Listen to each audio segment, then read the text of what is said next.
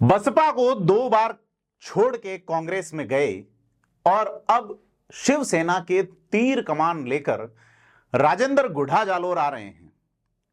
राजेंद्र गुढ़ा क्या अशोक गहलोत के रचे हुए जादुई तिलिस्म को तोड़ पाएंगे? देखने वाली बात होगी। लाल डायरी लिखने वाले धर्मेंद्र राठौड़ के सामने अब लाल डायरी की पोल खोलने वाले, खुलासा करने वाले राजेंद्र गुढ़ा है।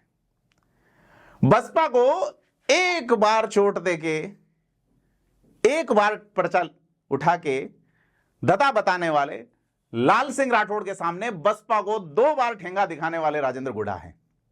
नमस्कार, मैं प्रदीप हूं और आप थिंक 360 देख रहे हैं। जालोर सिरोही की लोकसभा सीट पे अब घमासान अलग तरीके का हो गया है। आपसे अपील है कि चैनल को अभी तक अगर आपने सब्सक्राइब नहीं किया है तो सब्सक्राइब जरूर करें, क्योंकि जालोर सिरोही की सीट बड़ी हॉट सीट है और घमासान मचने वाला है, गदर मचने वाला है। बाड़मेर जैसलमेर को आप देख रहे होंगे, चूरू को देख रहे होंगे, आप देख रहे होंगे कोटा को, आप देख रहे होंगे जोधपुर को, लेकिन जालोर पे नजरें बनाए रखिए, जहां पूर्व मुख्यमंत्री अशोक गहलोत के बेटे वैभव गहलोत चुनाव लड़ रहे हैं। सामने है लुंबाराम चौधरी। तो अशोक गहलोत सरकार में मंत्री रहे राजेंद्र गुढ़ा अब अशोक गहलोत के बेटे और जालोर से कांग्रेस प्रत्याशी वैभव गहलोत के खिलाफ प्रचार करेंगे। भाजपा के को समर्थन दिया है उन्होंने। राजेंद्र गुढ़ा ने जयपुर में एक प्रेस कॉन्फ्रेंस करते हुए कहा है कि मैं बतौर शिवसेना के स्टेट कोऑर्डिनेटर, हमारा अलायंस है यानी कि गठबंधन है भाजपा के साथ में, शिवसेना गुट शिंदे का। राजेंद्र गुढ़ा ने चुनाव लड़ा था उदयपुर वाटी से, हालांकि वो खुद चुनाव हार गए थे और अब चूंकि भाजपा के पक्ष में उनको प्रचार करना है तो जिस जिले से वो आते हैं, झुंझुनू से, वहां सांसद के प्रत्याशी हैं शुभकरण चौधरी। शुभकरण चौधरी राजपूतों के खिलाफ बयान देके राजपूतों ही के निशाने पे हैं। राजेंद्र गुढ़ा के अगेंस्ट वो चुनाव लड़ते रहे हैं, राजेंद्र गुढ़ा को हराते हैं, राजेंद्र गुढ़ा से हारते हैं। ऐसे में राजेंद्र गुढ़ा, जिनकी गठबंधन के चलते, शिवसेना भाजपा के गठबंधन के चलते उनकी नैतिक जिम्मेदारी बनती है कि वो भाजपा के प्रत्याशी के पक्ष में प्रचार करे, तो राजेंद्र गुढ़ा ने क्षेत्र चुना है जालोर सिरोही। चूंकि राजेंद्र गुढ़ा बसपा की विचारधारा के लोगों के साथ बड़ा ठीक समीचीन से पाए जाते हैं, जिस तरह से वो बसपा के साथ चुनाव लड़ते रहे हैं, और राजपूतों में भी वो एक प्रभावी मंत्री के रूप में सामाजिक मुद्दों पे सक्रिय रहे, चाहे सैनिकों का मामला रहा हो, चाहे भूंगरा वाला प्रकरण रहा हो।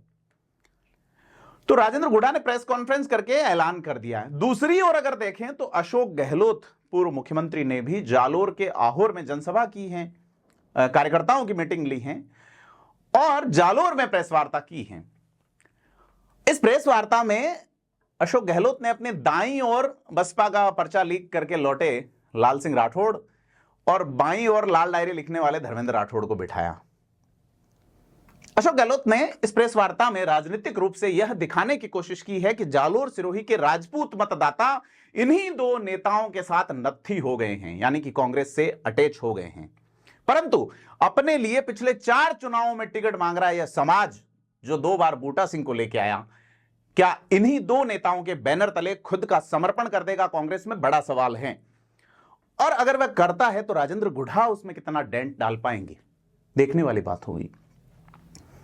क्योंकि अगर वोटों की राजनीति की बात करें आम चुनाव में, तो धर्मेंद्र राठौड़ कभी सफल नहीं रहे हैं आम चुनाव में। वो राज्यसभा चुनाव के मैनेजमेंट में जरूर सफल रहे हैं, बाड़ाबंदी, तमाम चीजें, पर्चा उठवा लेना। लाल सिंह राठौड़ एक ही चुनाव यानी कि ग्रेनाइट एसोसिएशन का चुनाव लड़े, जीते। आम चुनाव का उनका खुद लड़ने का अनुभव होता अगर वो बसपा से खड़े रहते, लेकिन चूंकि स्ट्रेटेजिकली उन्होंने एक पॉलिटिकल कूटनीतिक मूव चला और वो अपने मुंह में सफल भी रहे। खैर, हम बात राजेंद्र गुढ़ा की कर रहे थे। कांग्रेस के बड़े नेता रहे हैं, 2 बार मंत्री रहे हैं। राजेंद्र गुढ़ा ने प्रेस वार्ता में कहा कि राष्ट्रीय स्तर पर बीजेपी और शिवसेना यानी कि शिंदे गुट का गठबंधन है। ऐसे में प्रदेश की 25 लोकसभा सीटों पर राजस्थान में शिवसेना बीजेपी प्रत्याशी को समर्थन करेगी।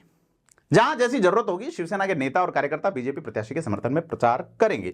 हालांकि राजेंद्र गुढ़ा के लिए उदयपुर वाटी सीट नहीं छोड़ी थी भाजपा ने। शुभकरण चौधरी चुनाव लड़े थे, लेकिन राजेंद्र गुढ़ा अच्छा वोट स्कोर किए और शुभकरण चौधरी चुनाव हार गए। वही शुभकरण चौधरी सांसद के प्रत्याशी है झुंझुनू में, जो बयान दे चुके हैं कि दीवार पर लगा पोस्टर या फोटो भी खराब है, राजपूत का कास्ट एंगल पे शुभकरण चौधरी का विरोध है। शुभकरण चौधरी राजेंद्र राठौड़ की सभा करवा चुके हैं, शुभकरण चौधरी राजनाथ सिंह की सभा करवा चुके हैं, लेकिन क्या राजपूत शुभकरण चौधरी की ओर से जाएंगे? क्योंकि गठबंधन के तौर पे अगर राजेंद्र गुढ़ा वहां बुलाए जाते तो उन्हें जाना पड़ता, ऐसे में उन्हें जालोर सीट चुनी है। राजेंद्र गुढ़ा ने अपनी प्रेस वार्ता में कहा है कि मुझे मुख्यमंत्री भजनलाल शर्मा ने विशेष तौर पे जालोर, सांचौर, जालोर, भीनमाल, सिरोही, सांचौर वाली ये जो लोकसभा है, इस सीट पे जिम्मेदारी दी है। यह वही सीट है जहां अशोक गहलोत के बेटे वैभव गहलोत चुनाव लड़ रहे हैं। ऐसे में विधानसभा चुनाव का कर्ज चुकाने के लिए अब मैं पूरी ताकत के साथ जालोर, सिरोही में प्रचार करूंगा। अब ये कर्ज क्या है? राजेंद्र गुढ़ा बताते हैं कि विधानसभा चुनाव में मुझे हराने के लिए अशोक गहलोत ने उदयपुर वाटी को गोद ले लिया था, उन्होंने मेरे खिलाफ प्रचार किया, अब उस कर्ज को चुकाने का वक्त आ गया है। हालांकि चूंकि ये राजनीतिक, अशोक गहलोत निश्चित तौर पे अपने प्रत्याशी जो सैनी समाज से रहे हैं उनके समर्थन में सभाएं करेंगे ही, तो राजेंद्र गुढ़ा ये कहते हैं कि मैं अब गहलोत के बेटे वैभव गहलोत के खिलाफ जालोर, सिरोही में जाकर प्रचार करूंगा। वहीं नागौर समेत अन्य जिस भी सीट के लिए प्रचार के लिए कहा जाएगा, हम वहां जाकर बीजेपी के समर्थन में प्रचार करेंगे। और उदयपुर वाटी वाला जैसे जो प्रत्याशी थे भगवाना राम सैनी, उनके लिए अशोक गहलोत ने जम के प्रचार किया था उदयपुर वाटी में। बीजेपी के शुभकरण चौधरी वहां दूसरे नंबर पर रहे और राजेंद्र गुढ़ा तीसरे नंबर पर रहे थे। तो जब पत्रकारों ने राजेंद्र गुढ़ा को पूछा कि आप शुभकरण चौधरी के समर्थन में प्रचार करने जाएंगे या नहीं, तो बचते नजर आए। उन्होंने कहा कि जब राष्ट्रीय स्तर पर बीजेपी और शिवसेना के गठबंधन है तो प्रदेश में शिवसेना सभी 25 सीटों पर बीजेपी प्रत्याशी का समर्थन करेगी। अब गुढ़ा का यह बयान उदयपुर वाटी की पॉलिटिक्स में, झुंझुनू की पॉलिटिक्स में किस तरीके से देखा जाएगा वो इतर बात है, लेकिन उनकी प्रेस वार्ता में पत्रकारों को आनंद बहुत आता है जिस तरीके से वो जवाब देते हैं। उन्होंने कहा लाल डायरी के कुछ पन्ने पड़े हैं, अभी आचार संहिता का उल्लेख किया और उन्होंने कहा कि आएंगे, सामने आएंगे।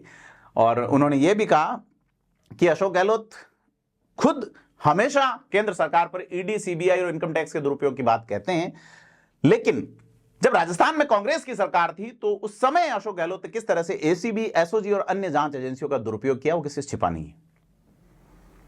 तो राजेंद्र गुढ़ा जो कि अशोक गहलोत सरकार की लूप होल जानते हैं, जो कि एक अच्छे ऑरेटर हैं, जो कि उन तकनीक में उतने ही मास्टर हैं जितने धर्मेंद्र राठौड़ हैं अशोक गहलोत के लिए, तो क्या वो तकनीकें राजेंद्र गुढ़ा बीजेपी के लिए इस्तेमाल करेंगे जालोर, सिरोही में? क्या फायदा होगा लुम्बा राम चौधरी का?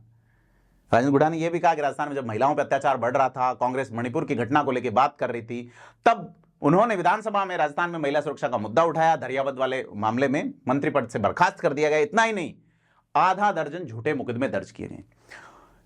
पुलिस का किस तरह से दुरुपयोग किया जाता है अशोक गहलोत सरकार ने सबने देखा है। गुढ़ा ने कहा कि जिन मामलों में उनकी कोई भूमिका नहीं थी उसमें भी जबरन फंसाने की कोशिश की गई थी। आपको याद होगा 24 जुलाई 2023 को विधानसभा में लाल डायरी लेकर राजेंद्र गुढ़ा पहुंचे थे। उस समय सदन में जम के हंगामा हुआ था। लाल डायरी की पिक्चर जो है वो अभी बाकी है, यह राजेंद्र गुढ़ा का कहना है। तो यह बड़ी चीज है कि जालोर, सिरोही की सीट पे अब लाल डायरी क्या वापस खुलेगी?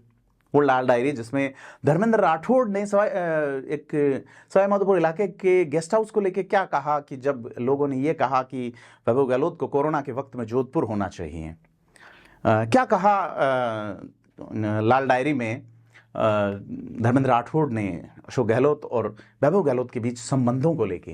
पन्ने आएंगे, समय रहते आएंगे, चीजें आएंगी।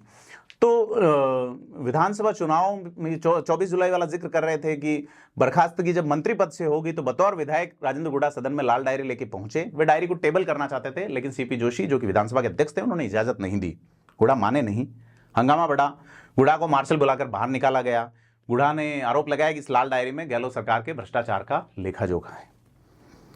तो कुल मिला के बाद में उन्होंने इस लाल डायरी के पन्नों का खुलासा समय समय पे किया, जिसको बीजेपी ने चुनावी मुद्दा भी बनाया था। अब राजेंद्र गुढ़ा का कहना है कि लाल डायरी के अभी तो कुछ ही पन्ने सामने आए, लेकिन अभी पूरी पिक्चर बाकी है। उन्होंने कहा अभी लोकसभा चुनावों को लेकर आचार संहिता लगी हुई है, सरकार भी चुनाव प्रचार में व्यस्त है। जैसे ही लोकसभा के चुनाव संपन्न होंगे वे लाल डायरी में कैद अशोक गहलोत सरकार के काले कारनामों को सबके सामने लेके आएंगे।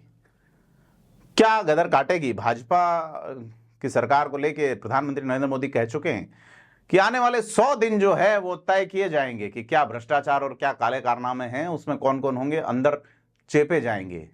300 लोगों ने आज भाजपा ज्वाइन की है। अमित शाह ये कह चुके हैं कि जो डर डरा के आ रहे हैं वो भी बख्शे नहीं जाएंगे। क्या करेंगे? लोकसभा चुनाव जो है इस बार अलग मूड और मोड का हो गया है। कांग्रेस में बहुत कम लोग आ रहे हैं, भाजपा में भीड़ पड़ रही है ज्वाइनिंग करने वालों की। सीताराम अग्रवाल ने ज्वाइन कर ली, जो कि दिया कुमारी के सामने चुनाव लड़े थे, बड़ी बुरी तरह हारे और उन्होंने कहा दिया कुमारी मेरी छोटी बहन है। अब जो है वो तमाम चीजें जालोर सिरोही की सीट पे नजर आएंगी कि भाजपा की ओर से शिवसेना का जो मामला जमाएंगे वो राजेंद्र गुढ़ा जमाएंगे। कैसे क्या होगा, हम तमाम बिंदुओं से आपको अपडेट रखेंगे। आपसे अपील है कि थिंक 360 को सब्सक्राइब करें और वीडियो को लाइक शेयर जरूर करें। धन्यवाद।